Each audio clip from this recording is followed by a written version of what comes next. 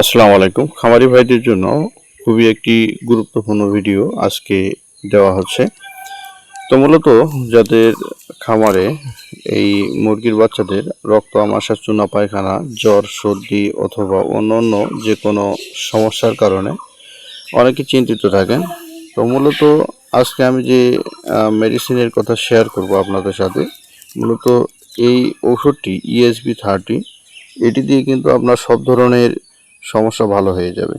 এটি প্রতি লিটার পানিতে 2 গ্রাম করে মিশিয়ে আপনি মুরগিকে খাওয়াতে হবে।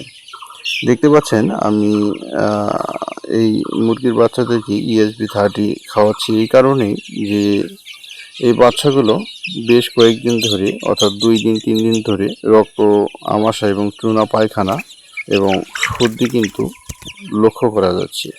এজন্য আমি ঔষধের দোকান থেকে, অর্থাৎ ফার্মেসি থেকে ESB30 নিয়ে এসে প্রতি 1 লিটার পানিতে 2 গ্রাম করে খেতে দিয়েছি।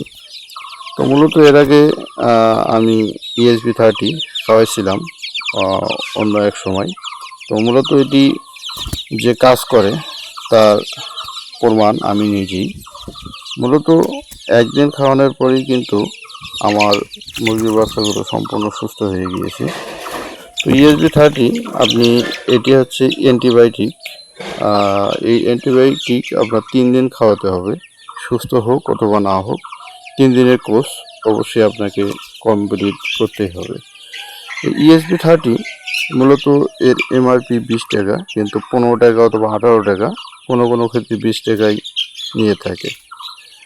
তো 20 টাকার উপর দিয়ে কিন্তু আপনার কলেরা, জ্বর, সর্দি, আমাশয়, চুনা পায়খানা সহ অন্যান্য সমস্যাও কিন্তু সলভ হয়ে যাবে। তো অন্য কোনো ওষুধ না খাওয়ানি ভালো। ESB30 যেহেতু একটি ব্র্যান্ডেড কোম্পানি অথবা পরীক্ষিত, এজন্য ESB30 খাওয়ালেই আপনার বাচ্চা সম্পূর্ণ সুস্থ হয়ে যাবে। আর আরেকটি বিষয় লক্ষ্য রাখতে হবে, সেটি হচ্ছে মুরগিকে অবশ্যই ফিড, অর্থাৎ ব্র্যান্ডের কোম্পানি অথবা ভালো কোম্পানির ফিড খাওয়াতে হবে। ফিডের কারণেও কিন্তু এই সমস্যাটা দেখা যায়। মূলত নারিশের ফিড অথবা কাজী এরকম ফিডগুলো খাওয়ানোর চেষ্টা করবেন এবং অবশ্যই খোলা ফিড থেকে বিরত থাকবেন।